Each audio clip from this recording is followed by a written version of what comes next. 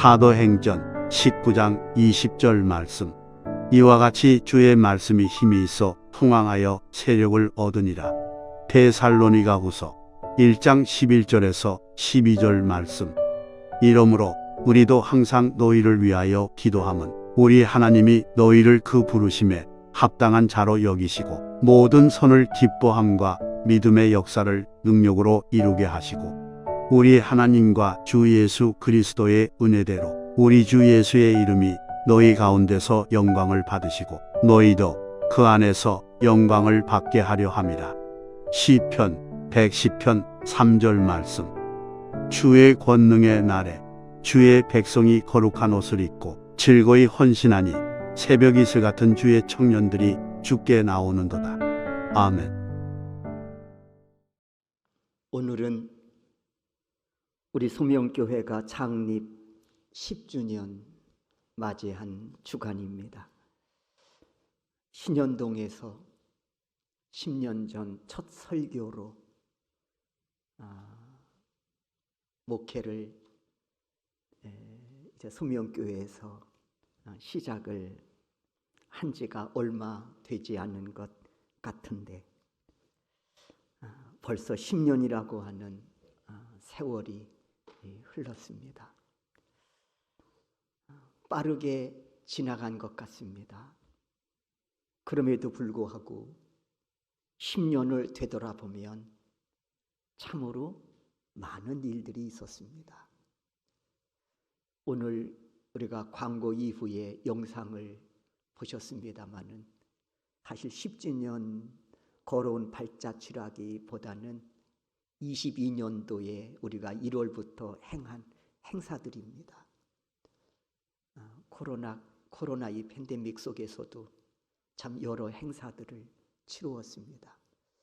3월에 우리가 부흥성회도 사실 했는데 그 사진은 좀 빠져 있어서 아쉽기는 합니다. 그 외에도 또 이런저런 작은 행사들이 있었는데 다 영상에 담지는 못했습니다만은 올 한 해만 되돌아봐도 참 많은 일들이 지나갔습니다. 10년을 되돌아봐도 그렇고 1년을 되돌아봐도 그렇고 그 많은 일들 속에 공통분모가 있습니다. 공통분모가 있어요.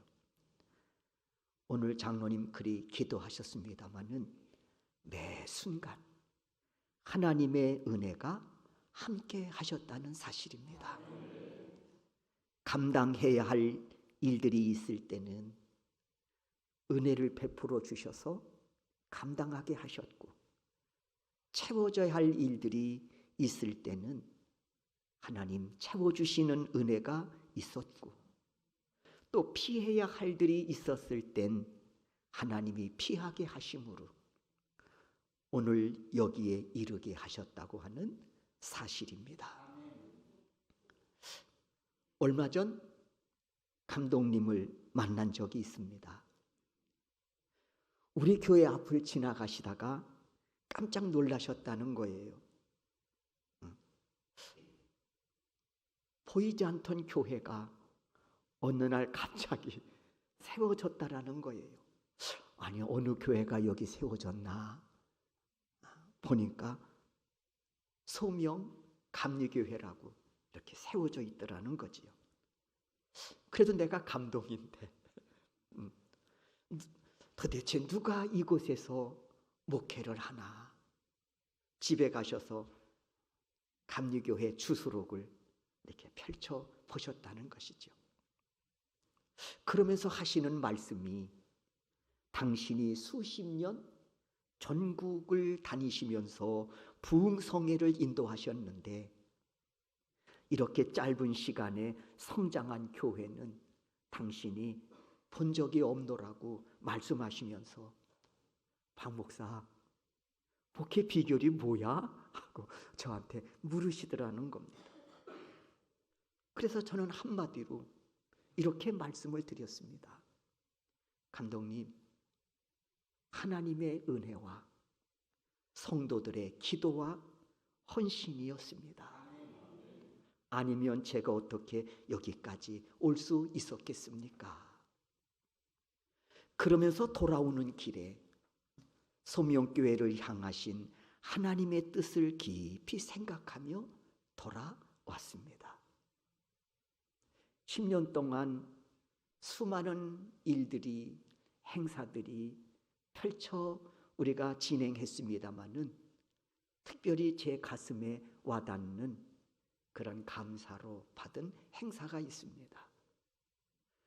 우리가 2012년도 12월 15일 우리가 첫 예배를 드리지 않았습니까?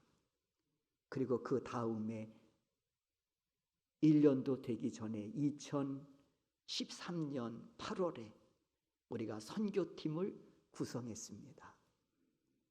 국내 선교팀 그리고 해외 선교팀 구성을 했는데 국내 선교팀 한 40여 명으로 구성이 됐습니다. 사실은 전 교인 숫자입니다. 전 교인이 국내 선교에 다 참여한 겁니다. 그리고 이어서 또 우리 필리핀 우리 지난번에 오셔서 선교 보고와 또 말씀을 주셨던 우리 최용희 선교사님이 또 선교하시는 필리핀 다바오 민다나우 섬 쪽에 있는 거 다바오 우리가 마닐라로 4시간 비행기를 타고 다시 또 마닐라에서 2시간 정도 남쪽으로 비행기를 타고 내려가야 되는 곳이지요. 23명이 단기 선교팀으로 구성이 돼서 또 그곳에 가서 복음과 그리스도의 사랑을 전할 수 있었으니 참 제게는 잊혀지지 않는 그러한 또 하나의 행사로 남아 있습니다. 국내도 멀지 않는 가까운 곳은 아니지요. 순창이라고 하는 곳 가서 또 우리들이 한 40여 명 넘게 가서 또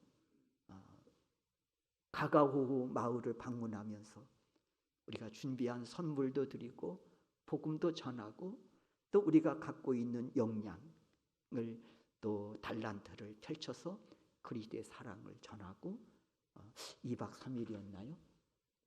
하고 돌아온 기억을 잊혀지지 않고 기억하고 있습니다. 예수님께서 부활 승천하시면서 제자들에게 분부하신 말씀이 있었습니다. 너희는 예루살렘을 떠나지 말고 내게서 들은 바 아버지께서 약속하신 것을 기다리라고. 제자들은 이 말씀을 붙잡고 120명이나 되는 성도들과 함께 다락방에 모여 오로지 기도에 힘썼지요. 이때 이들은 주께서 약속하신 것 성령 충만함을 받고 다음 데이 밖으로 뛰쳐나가 복음을 전했습니다. 목숨을 걸고 말입니다. 그때 복음을 들은 많은 사람들은 우리가 어찌할꼬 하며 여기저기에서 회개의 역사가 일어나면서 예루살렘 교회는 밖에 속에서도 부흥의 부흥을 거듭했습니다. 이로 인해서 예루살렘 교회는 일이 많아졌습니다. 성도들이 갑자기 몰려오니까 당연히 일이 많아졌지요. 그러다 보니 사도들은 말씀 준비와 기도에 전념할 수가 없게 됐습니다. 그래서 교회는 성령과 지혜가 충만하고 칭찬받는 7 집사를 세워 일하게 하지요. 그리고 사도들은 기도하는 일과 말씀 사역에 전념합니다.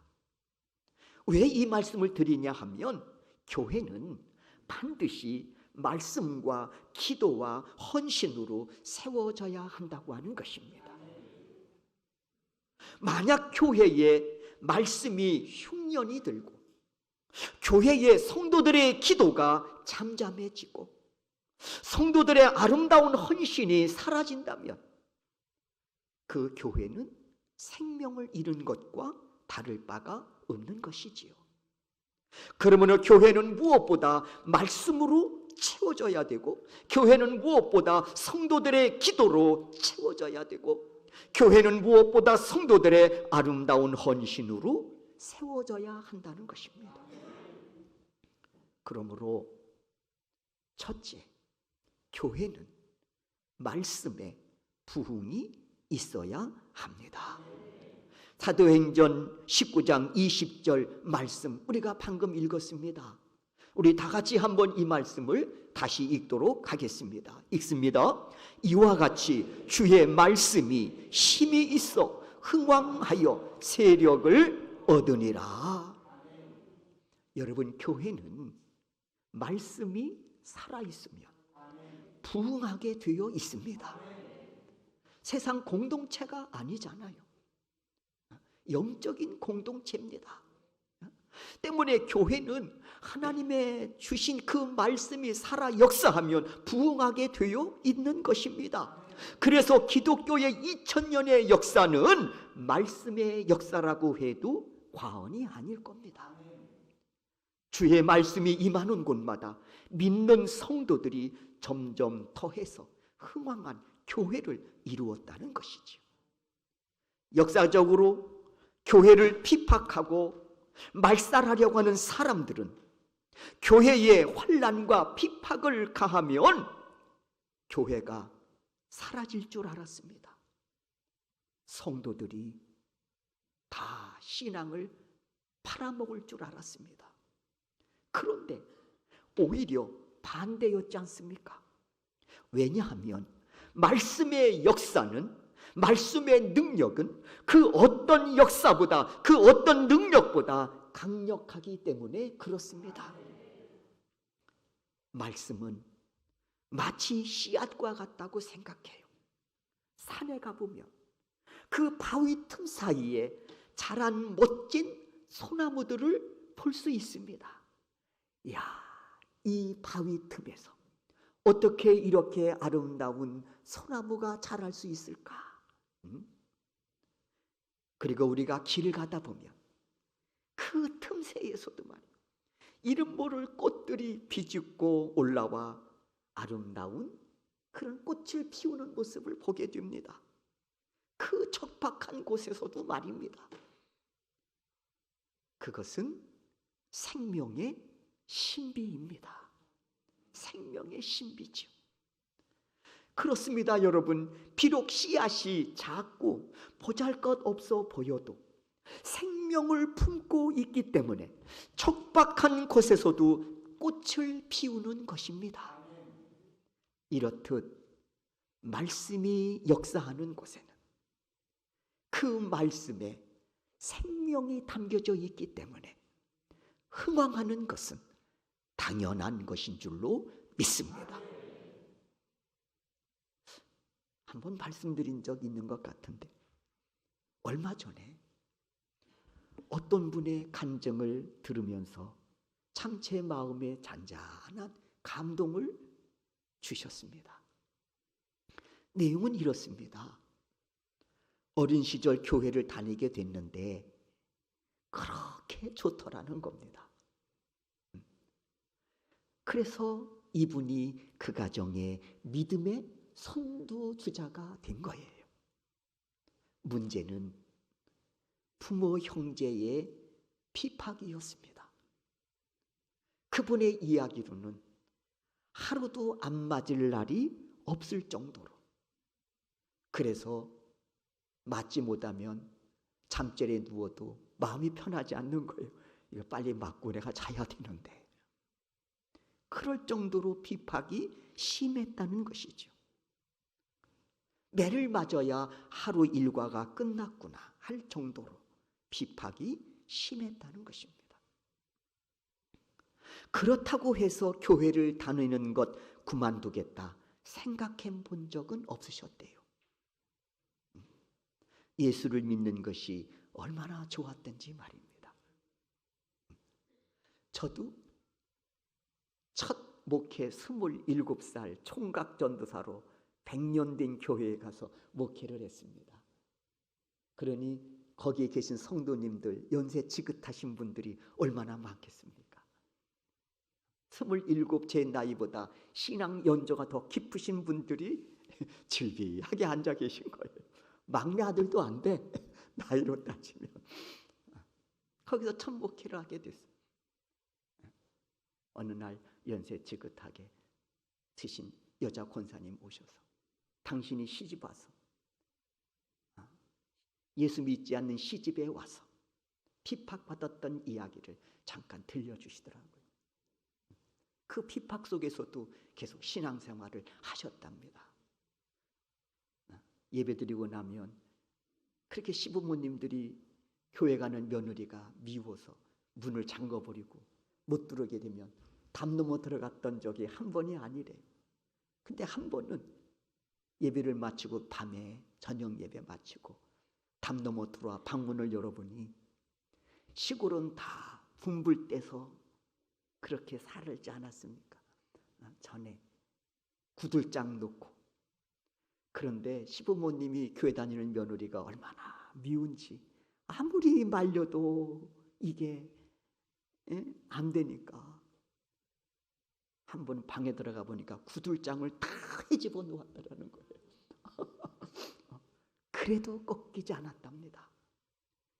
그래서 결국 시부모님 예수 믿고 하나님 부르심을 받게 되고 이 집안이 예수 믿는 집안이 됐다. 그런 말씀을 듣고 참 대단한 가운데 믿음을 지켜오신 분이구나. 참 존경스럽게 그렇게 바라본 적이 있습니다.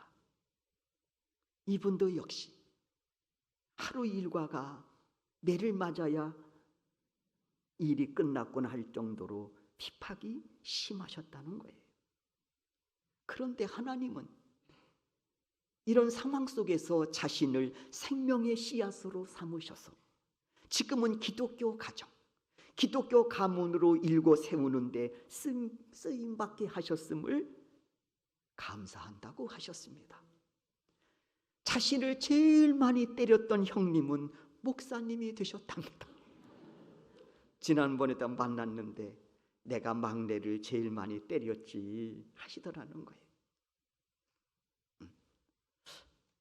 사랑하는 성도 여러분,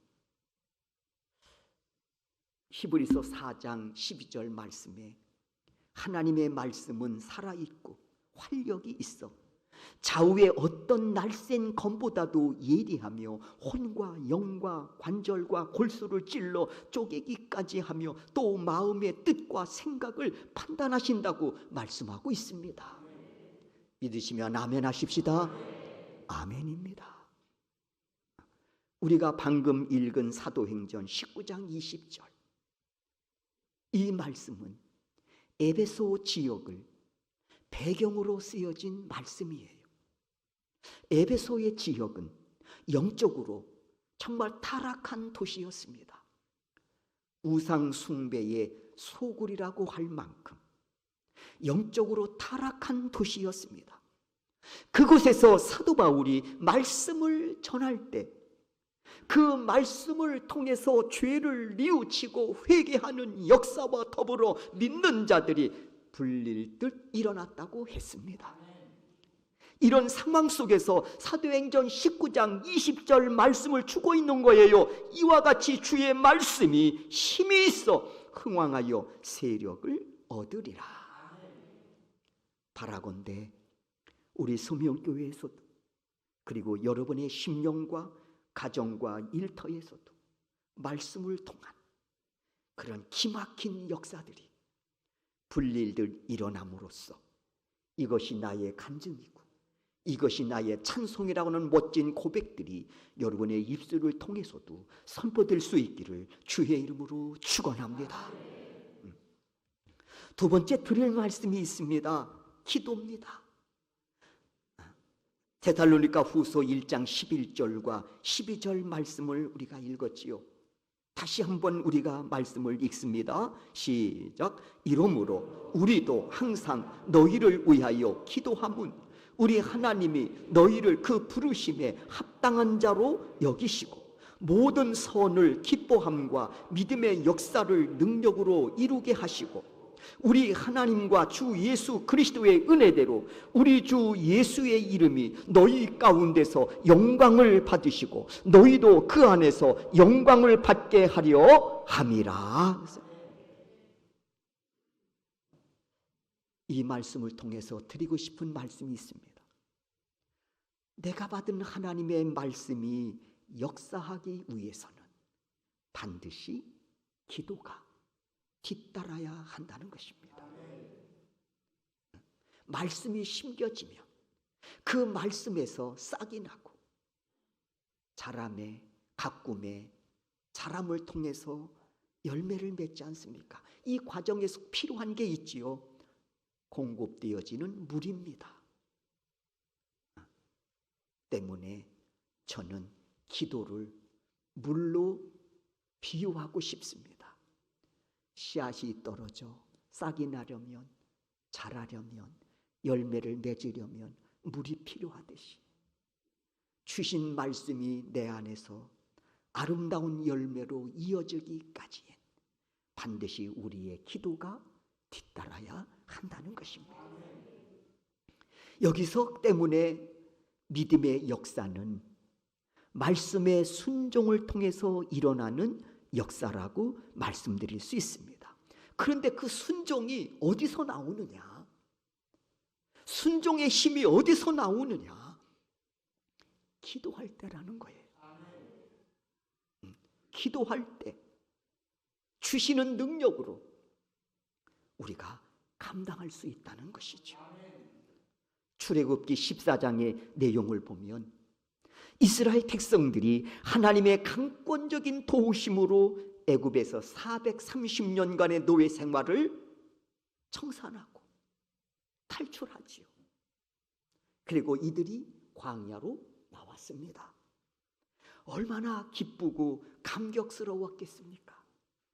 430년간의 노예 생활에서 해방이 되었으니 얼마나 기쁨과 감격이 컸겠느냐는 말입니다. 그러나 그 감격도 그 기쁨도 잠시 이들의 앞길을 가로막고 있는 거대한 홍해 앞에서 다 무너져 버립니다. 설상가상 뒤따라오는 바로의 군대와 병거로 인해서 이들은 이젠 죽었구나, 절망 속에 처하게 되는 겁니다. 그러자 이스라엘 백성들이 급변합니다. 그리고 모세를 원망하지요. 그때 모세가 하나님께 이렇게 상황을 말씀드립니다. 하나님, 저들이 이제는 원망하다 못해 돌을 들어 치려고 합니다. 긴박한 상황이지요. 그러면서 이 백성들이 이 홍해와 그리고 바로 군대와 이 병거에 맞닥뜨리자 모세를 원망합니다. 뭐라고 이야기하는고 하니, 애굽에서 우리가 죽으면 묻을 매장지가 없어서 이 광야까지 끌고 왔느냐? 우리가 뭐라고 하더냐? 그냥 우리가 애굽 사람을 섬길 것이라고 하지 않았느냐? 차라리 애굽 사람 섬기는 것이 죽는 것보다 훨씬 나을 뻔했다 하면서 포악한 말을 서슴지 않고 내뱉고 있습니다. 그런 백성들 앞에 모세가 서 있는 겁니다. 그런데 모세는 이렇게 서 있기만 했을까요?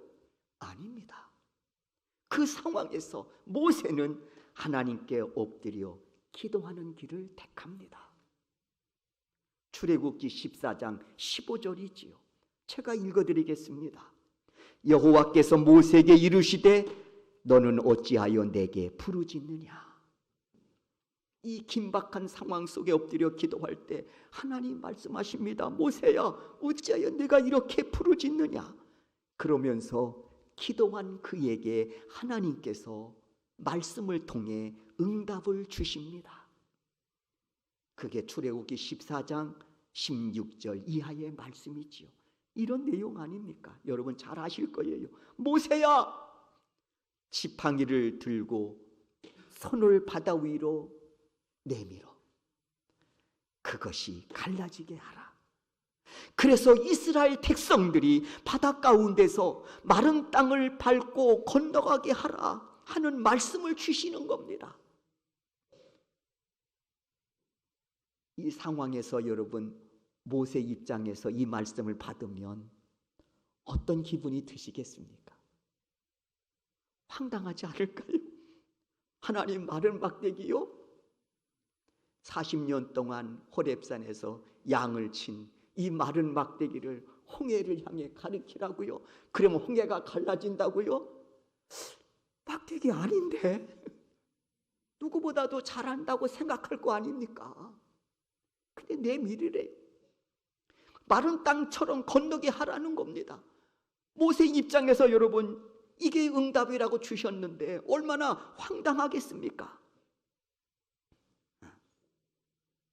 그런데 그 황당한 말씀에 모세는 순종합니다. 모세가 누굽니까? 그가 비록 40년이라고 하는 세월 동안 미디안 광야에서 양을 쳐야 했던, 그래서 촌부로 전락된 인생으로 살아왔지만 그래도 그는 한때 바로의 궁전에서 40년 동안 세계 최고의 문물을 습득한 사람 아닙니까? 네? 최고의 인텔이란 말이에요. 말하자면 지식인이라는 거예요. 그런 그에게 하나님은 정말 이해할 수 없는 말씀을 주신 겁니다. 지팡이를 들고 손을 바다 위로 내밀어 그것이 갈라지게 하라. 그런데 그 말씀에 모세는 순종한단 말입니다. 그 긴박한 상황 속에서, 그 긴박한 상황 속에서 홍해가 가로막혀 있죠. 바로의 군대가 병거를 이끌고 달려오고 있지요. 백성들은 자신을 원망하며 돌을 들고 곧 치려고 달려들 기세고. 한번 그림을 그려보십시오.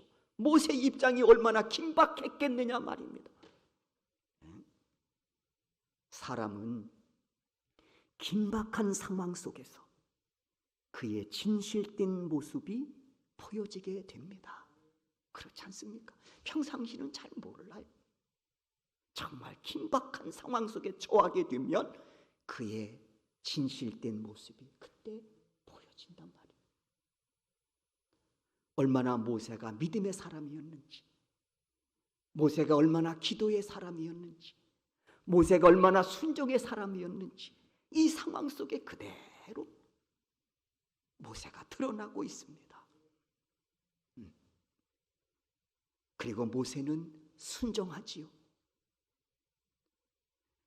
이 말씀에 순종하기 위해서 모세는 목숨을 건 겁니다. 그렇지 않습니까? 순종하기 위해서 목숨을 걸고 하는 거예요.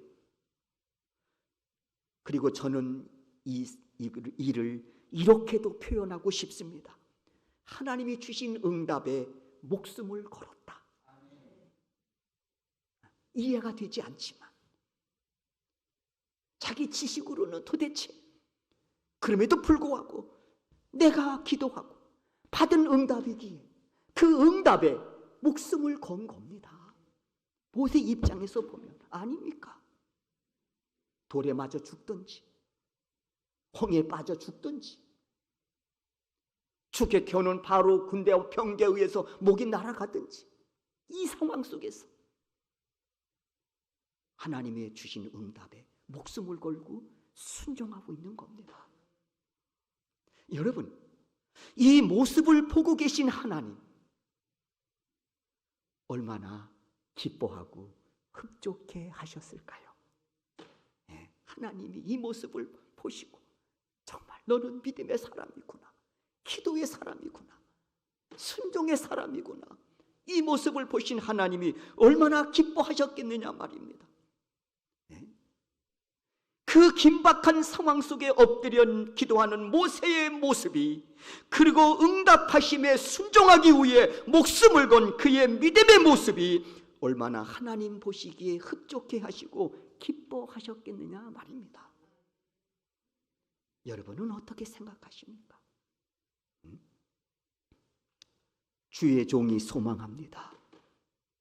여러분의 기도와 순종함이 막히지 않기를 주의 이름으로 축원합니다.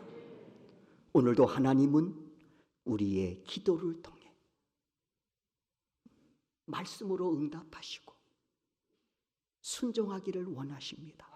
그리고 이 순종을 통해서 믿음의 역사를 써가기를 원하고 계신 줄로 믿습니다.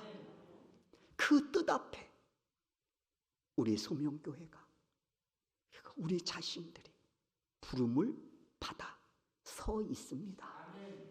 그 선하신 믿음의 역사를 이루기 위해, 그래서 우리는 주신 말씀을 붙잡고 기도하고 순종함이 막히지 않아야 할 줄로 믿습니다. 이 은혜가 여러분과 함께 하셔서 오늘도 내일도 주님이 베푸시는 은혜 안에서 정말 기막힌 생명의 역사를 써가는 우리 소명교회 성도 여러분들이 되실 수 있기를 주의 이름으로 축원합니다. 세 번째, 끝으로 드리고 싶은 말씀이 있습니다. 즐겁게 자원하는 헌신입니다. 시편 110편 3절입니다. 다 같이 이 말씀을 읽도록 하겠습니다. 읽습니다.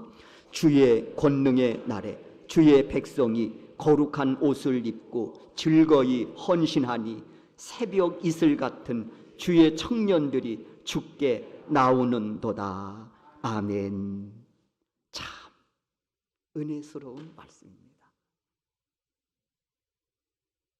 하나님, 지금 예배하는 여러분들의 모습을 보면서 새벽에 이슬 같은 청년이로다, 이 말씀의 음성이 들려지시기를 주의 이름으로 축원합니다. 성도들이 교회와 하나님의 나라를 위해 즐거이 헌신하는 그 모습, 새벽 이슬과 주의 청년들로 비유를 들어 말씀하고 있는 것입니다. 헌신은 두 가지가 있을 수 있다고 생각해요. 억지로 하는 헌신, 또 하나는 즐거운 마음으로, 즉 자원하여 드리는 헌신입니다. 오늘 본문에서도 자원하여 드리는 헌신을 새벽 이슬 같은 청년으로 표현하고 계십니다. 새벽 이슬은 소낙비처럼 요란하진 않지만 소낙비 그 이상의 강력한 위력을 갖고 있지 않습니까? 사막에서 소낙비는 어쩌다 한 번 오지만 이슬은 매일매일 내립니다. 그래서 그 척박한 사막 속에서도 식물들이, 동물들이 살아나는 것입니다. 다시 말하면 자원하는 헌신, 즐거이 드리는 헌신을 마치 사막에 내린 이슬처럼 하나님은 귀히 사용하심으로써 또 하나의 생명의 역사를 써가시기를 기뻐하신다는 것입니다. 소명교회 역시 자원하여 즐겁게 드리는 헌신을 사막에 내리는 이슬처럼 사용하여 주셔서 오늘 이렇게 우리가 부족하고 연약하지만 주 안에서 생명의 역사를 써가게 하시는 그 은혜의 자리에 우리를 세우시고 영광 받으심을 믿습니다. 사랑하는 소명교회 성도 여러분, 세월은 분명 우리의 육의 몸을 쇠하게 합니다. 아무리 우리가 애쓰고 힘쓰고 노력해도 세월 앞에 우리의 육신의 몸은 쇠할 수밖에 없다는 것입니다. 가끔 10년 전에 개척할 당시의 사진들을 이렇게 볼 때가 있습니다. 그리고 또 몇 년을 거슬러 올라서 또 사진들을 보고, 그리고 오늘의 이런 사진들을 이렇게 봅니다. 많이 변하셨더라고요. 10년이라고 하는 세월이. 저 역시 예배는 아닙니다. 세월을 거스릴 수 있는 사람이 어디 있겠습니까? 세월은 분명 우리의 육을 쇠하게 합니다. 그러나 우리의 영적인 모습은, 주 앞에 서 있는 우리의 모습은 생명의 역사를 써가는 이슬과 같은 주의 청년들이 되어야 될 줄로 믿습니다. 교회의 생명은 말씀으로 세워질 때입니다. 부단히 주의 종이 이를 위해서 힘쓰고 애쓰고 있습니다. 교회의 생명은 성도들의 기도로 세워질 때입니다. 구약에서도 성막에 향이 꺼지지, 향불이 꺼지면 안 된다 말입니다. 뭡니까? 교회 생명은 성도들의 기도로 세워져야 한다는 것입니다. 또 하나 교회의 생명은 새벽 이슬 같은 성도들이 즐거운 마음으로 자원하여 드리는 헌신으로 세워질 때 하나님이 영광 받으시고 또 하나의 생명의 역사를 써가신다고 하는 귀한 진리를 우리가 꼭 붙잡아야 되겠습니다. 소원합니다. 우리 소명교회 그렇게 든든히 세워져 가기를 소원합니다. 그리고 여기서 놓쳐서는 안 될 또 하나 중요한 한 가지가 있습니다. 우리는 걸어다니는 작은 주님의 성전임을 잊지 마십시오. 왜냐하면 여러분의 심령에 주님을 주인으로 모시고 살아가고 있기 때문에 그렇습니다. 그러므로 여러분의 심령에도 말씀으로 기도와 즐거이 자원하여 드리는 헌신으로 든든히 세워져야 하겠습니다. 그래서 주님이 거하시는 거룩한 성전이 바로 내 자신임을 깨닫고 하나님께 영광을 올려드리되 부족함이 없는 그런 복된 생애를 열어가시기를 축원합니다. 다시 한번 주의 종이 선포합니다. 창립 10주년을 맞이하여 이 성전에 나와 예배하는 성도나 또 각 처소에서 이 시간 인터넷으로 예배를 드리고 있는 모든 성도에게 오늘 말씀을 통해 선포되어지는 이 은혜가 충만하게 채움받는 그런 복된 인생들이 되셔서 하나님 앞에 어디에 서 있든 보석처럼 찬란하게 빛을 발하는 귀하고 복된 인생들이 되시기를 주의 이름으로 축원합니다. 예수의 마음을 닮아가네. 두려운 걸음마다 주가 동행하니 주를 지하며 오늘